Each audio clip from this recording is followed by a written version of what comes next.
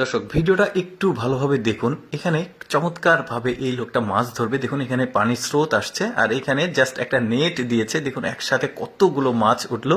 লোকটার কপাল কত ভালো, দেখুন একসাথে অনেকগুলো মাছ পেয়েছে। তারপরে এখানে দেখুন এই লোকটা তো একদমই হতবাক হয়ে গেছে। ব্রিজের নিচে স্রোত আসছে আর কত মাছ লাফিয়ে লাফিয়ে ধারে উঠছে।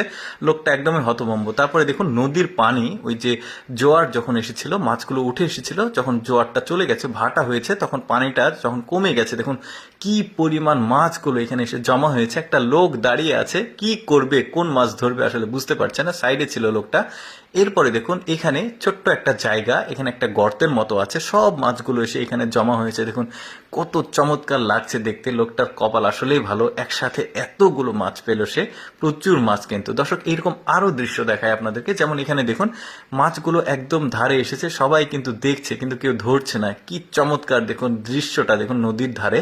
এরপরে এখানে দেখুন এটা একটা খাল, এই খালের ঠিক মাঝখানে এত মাছগুলো এসে জমা হয়েছে। পানিটা কমে গেছে, এখানে এসে মাছগুলো জমা হয়েছে, দেখতে খুবই ভালো লাগছে। তারপরে দেখুন এই লোকটা এখানে একটা খালের ধারে এসেছে, খাল বা একটা ছোট নদী। দেখুন জাস্ট এই নেটটা দিয়ে কি পরিমাণ মাছ ধরছে। আসলে ওদের দেশে জলাশয় বেশি, তারপরে খালবিল বেশি, জেলের সংখ্যা কম, এই জন্য মাছের উৎপাদন বেশি হয়। এই লোকটা দেখুন এখানে কিছু একটা খুঁজতে এসেছিল, মাছ ধরতে কিন্তু না।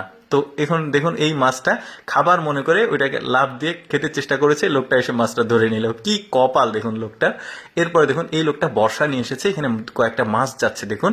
তো এই লোকটা চেষ্টা করছে একটা মাছ ধরার, দেখি সে সফল হয় কিনা। হ্যাঁ, গেঁথেছে সম্ভবত। দেখি মাছটা তুলে কতটা বড়। কি চমৎকার ভাগ্য দেখুন তার, এই যে মাছটা সে কিন্তু পেয়ে গেল। এখানে দেখুন এখানে একটা মানে ব্রিজের মতো জায়গা, স্রোত যাচ্ছে, সম্ভবত সুইচ গেট হতে পারে। তো এখানে জালটা জাস্ট দিয়েছে, দেখুন জাল ভর্তি হয়ে মাছ উঠেছে। আসলে ওদের দেশের জেলের সংখ্যা কম, যেটা আগে বললাম, আর এর জন্য খালবিল বেশি, এই জন্য আসলে প্রচুর পরিমাণে মাছ হয়। তারপরে এখানে দেখুন স্রোত যাচ্ছে আর এই স্রোতে শ্যাওলা রয়েছে, এই শ্যাওলার মধ্যে মাছগুলো আটকে গেছে, সামনে আর যেতে পারেনি। এই লোকটা এসে জাস্ট মাছগুলো তুলে নিচ্ছে। দেখেন কি একটা অবস্থা। আপনি এখানে থাকলে কি করতেন চিন্তা করুন। খুবই আনন্দের ব্যাপার, কিন্তু এই ধরনের দৃশ্যগুলো খুবই কম দেখা যায়। দেখুন প্রচুর মাছ আছে শ্যাওলার মধ্যে, এগুলো সম্ভবত তেলাপিয়া, বড় সাইজের। এরপরে এই লোকটা দেখুন এখানেও মানে ব্রিজ আছে সুইচ গেটের মতো, এখানে স্রোত যাচ্ছিল, স্রোতের বিপরীতে মাছগুলো দৌড়াদৌড়ি করে। আপনারা অনেকেই জানেন যারা মাছ সম্পর্কে ধারণা থাকে তার যাদের।